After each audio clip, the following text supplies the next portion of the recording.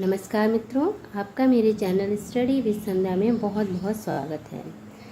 मित्रों, आज मैं आपके लिए उत्तर रामचरितम के तृतीय अंक से संबंधित महत्वपूर्ण प्रश्न उत्तर लेकर आई हूँ, जो कि आपकी टीजीटी के एग्ज़ाम के लिए बहुत ही महत्वपूर्ण है। और इससे पहले मैंने उत्तर रामचरितम के रचनाकार भवभूत के विषय में भी आपको एक वीडियो बनाकर दिया है, और उत्तर रामचरितम से संबंधित उसके अंक, पात्र, मंगलाचरण इत्यादि पर भी एक वीडियो बनाया है। यदि आपने ना देखा हो तो मेरे चैनल के प्लेलिस्ट में जाके देख सकते हैं। तो चलिए शुरू करते हैं हम प्रश्न उत्तर को। प्रश्न 1, तृतीय अंक का आरंभ किससे होता है? तृतीय अंक का आरंभ किससे होता है? तो तृतीय अंक का आरंभ विष्कंभक से होता है। विष्कंभक क्या है? विष्कंभक होता है जो भूत और भावी कथा भागों की सूचना प्रदान करता है और अंक की अपेक्षा कम विस्तार रखता है। यानी कि अंक एक विस्तार पूर्वक उसमें कथा होती है, लेकिन जो विष्कंभक होता है उसमें मात्र सूचना दी जाती है किन्हीं दो पात्रों या दो से अधिक पात्रों के द्वारा, और जिसकी योजना अंक के आरंभ में ही की जाती है। मतलब अंक शुरू होता है तभी इसकी योजना, विष्कंभक की योजना की जाती है। और तृतीय अंक में, जो उत्तर रामचरितम का तृतीय अंक है, तो इसका विष्कंभक शुरू होता है तमसा और मुल्ला नामक दो नदी देवताओं के संवाद के द्वारा, जिसमें वो बताती हैं कि लव और कुश के विषय में बताते हैं कि वाल्मीकि आश्रम के पास लक्ष्मण ने जब सीता जी को छोड़ दिया था, तो वहाँ पे प्रसव वेदना से व्यथित होकर, मतलब प्रसव वेदना के कारण सीता जी ने अपने आप को गंगा जी में समर्पित कर दिया था, जहाँ उन्हें दो पुत्र रत्नों की प्राप्ति हुई थी। तो इस तरह सूचना दी जाती है कि आगे अब जो कथा शुरू होगी उससे संबंधित। प्रश्न 2, उत्तर रामचरितम में कुल कितने श्लोक हैं? तो उत्तर रामचरितम में कितने श्लोक हैं? 256। प्रश्न 3, तृतीय अंक का क्या नाम है? तो तृतीय अंक का नाम है छायांक। छायांक क्यों है? क्योंकि संपूर्ण तृतीय अंक में सीता जी छाया के रूप में ही दिखाई देती हैं। उत्तर रामचरितम के सर्वाधिक 84 श्लोक किस छंद में हैं? तो उत्तर रामचरितम में जो सबसे अधिक 84 श्लोक हैं वो अनुष्टुप छंद में हैं। किस ऋषि के द्वारा अभिमंत्रित यज्ञ का घोड़ा छोड़ा गया? जो श्री राम जी ने यज्ञ करवाया था, तो उस घोड़े को वामदेव ऋषि के द्वारा अभिमंत्रित करके छोड़ा गया था। सीता फूलों से किस देवता की उपासना करती हैं? तो सीता जी फूलों से सूर्य देव की उपासना करती हैं।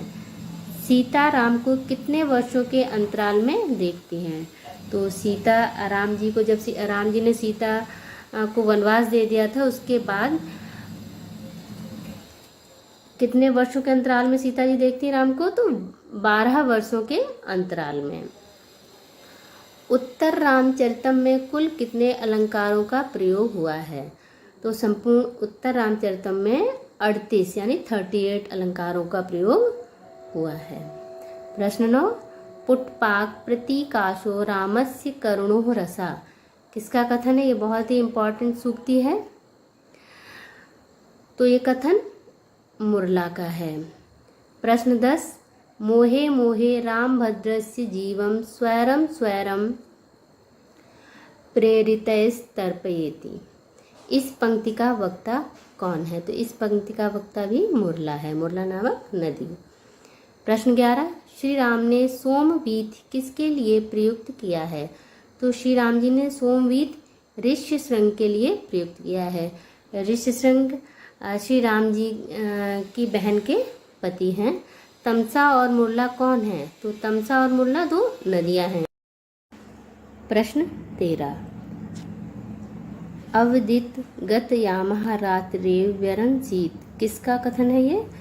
ये श्री राम जी का कथन है। त्वम जीवितम का क्या अर्थ है? त्वम जीवितम का अर्थ है तुम जीवन हो। ये कथन है वासंती का राम के प्रति। राम को उल्हाना देते हुए कहती हैं कि आप सीता से कहते थे कि तुम ही मेरा जीवन हो, तुम मेरा दूसरा हृदय हो, इत्यादि। प्रश्न 15, अयि कठोर यशः किल ते प्रियम किसका कथन है? तो ये भी वासंती का कथन है राम के प्रति।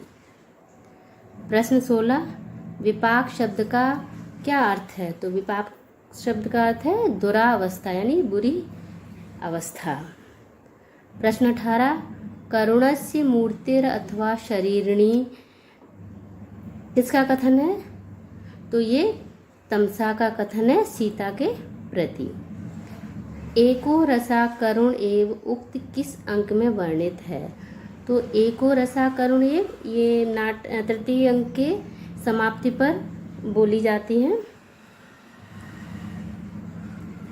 प्रश्न 20, ईदृशा नाम विपाको अपि जायते परमाद्भुतः यत्रोपकारिणी भाव मायात्येव विविधो जनः। यह कथन किसका है? तो ये कथन मुरला का है। तमसा और मुरला दो नदियां हैं, तो इसमें मुरला का कथन है। कौन सा रस विवर्त प्राप्त कर लेता है? तो उत्तर होगा करुण रस। अमर सिंधु कौन है? तो अमर सिंधु गंगा जी को कहा गया है। विवाह के अवसर पर सीता का हाथ राम के हाथ में किसने सौंपा था? तो विवाह के अवसर पर सीता जी का हाथ राम के हाथ में शतानंद जी ने सौंपा था। प्राचेतस्य पद उत्तम रामचरितम में किसके लिए प्रयुक्त हुआ है? तो प्राचेतस्य शब्द महर्षि वाल्मीकि के लिए प्रयुक्त हुआ है। पंचवटी किस नदी के समीप है? तो पंचवटी गोदावरी नदी के समीप है। अब आते हैं प्रश्न 26 पर, लोपामुद्रा किसके द्वारा श्रेष्ठ नदी गोदावरी को संदेश देती है? तो लोपामुद्रा मुरला को संदेश देती है। वधू द्वितीयम में कौन सा समास है? तो वधू द्वितीयम में बहुव्रीहि समास है। काल प्रियानाथ किसका विशेषण है? तो ये शिवजी का विशेषण है।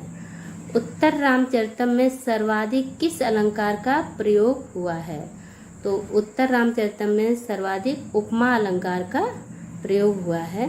सीता की प्रिय सखी का क्या नाम है? तो उत्तर होगा वासंती, जो एक वन देवता है।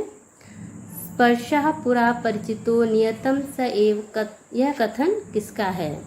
तो ये श्री राम जी का है। जब सीता जी उनको मूर्छा से उठाने के लिए अपने हाथ का स्पर्श करती हैं, तो ये राम को पूर्व परिचित स्पर्श लगता है। देव यजन का क्या अर्थ है? तो देव यजन का अर्थ है यज्ञ भूमि। प्रश्न 33, किसके कहने पर सीता सूर्य देव की पूजा करती है? तो उत्तर होगा भागीरथी रथी के कहने पर, यानी गंगा जी के कहने पर सीता जी सूर्य देव की पूजा करती हैं।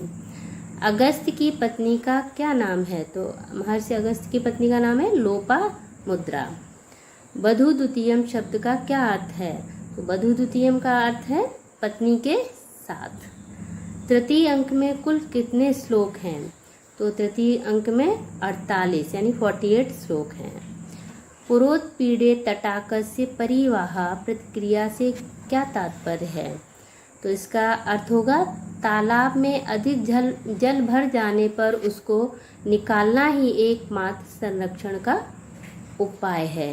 यानी कहना चाहते हैं कि जैसे तालाब में अधिक जल भर जाता है तो उसको निकालना ही एकमात्र उपाय है, उसी तरह जब श्री राम जी का सीता जी के प्रति जो वियोग के से वेदना हो रही है तो उसको अश्रुओं के द्वारा निकालना ही एकमात्र उपाय है।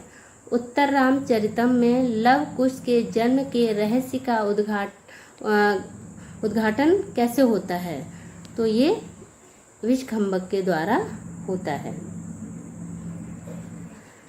प्रश्न 39, उत्तर रामचरितम में पात्रों की कितनी संख्या है? तो उत्तर रामचरितम में कुल 30 पात्र हैं। गर्भांक योजना किस अंक में है? तो गर्भांक योजना 7वें अंक में है। लौकिका नाम गैप नहीं होगा। लौकिका नाम ही साधु नामर्थम वागानुवर्तते, यह कथन किसका है? तो यह कथन राम का है। लोपामुद्रा ने मुरला को गोदावरी से क्या कहने को कहा है? तो उत्तर होगा शीतल मंद सुगंध वायु से राम को चेतन बनाना, ऐसा कहा। प्रश्न नंबर 43, भागीरथी ने सीता के साथ किसको रहने के लिए कहा है? तो भागीरथी ने, गंगा जी ने सीता जी के साथ तमसा को रहने के लिए कहा है। प्रिय स्पर्शो ही पाणिस्ते तत्रैस निरतो जनः, प्रस्तुत पंक्ति किसके द्वारा प्रयुक्त है? तो ये तमसा के द्वारा प्रयुक्त है। पौलस्त्य किसका विशेषण है? पौलस्त्य रावण का विशेषण है। करुणस्य मूर्ति किसको कहा गया है? तो करुणस्य मूर्ति सीता जी को कहा गया है। उत्तर रामचरितम के मंगलाचरण में किसको नमस्कार किया गया है? तो उत्तर रामचरितम का जो मंगलाचरण है उसमें पूर्ववर्ती कवियों को और वाग देवता को यानी वाणी की देवी को नमस्कार किया गया है। प्रश्न 48, सप्तम अंक का नाम क्या है तथा इसमें कितने श्लोक हैं? तो सप्तम अंक का नाम है गर्भांक और इसमें 20 श्लोक हैं। प्रश्न 49 यानी 49, उत्तर रामचरितम में किस रीति का प्रयोग किया गया है? तो उत्तर रामचरितम में वैदर्भी रीति का प्रयोग किया गया है। उत्तर रामचरितम किसकी रचना है? तो उत्तर रामचरितम महाकवि भवभूति जी की रचना है। तो इस प्रकार मित्रों में आपके लिए उत्तर रामचरितम के तृतीय अंक से संबंधित अत्यंत महत्वपूर्ण प्रश्न उत्तर लेकर आई थी। यदि आपको और भी इससे संबंधित जानकारी चाहिए तो कृपया कमेंट करें, और यदि आपको मेरा वीडियो पसंद आया हो तो लाइक करें, शेयर करें और मेरे चैनल को सब्सक्राइब करें। धन्यवाद।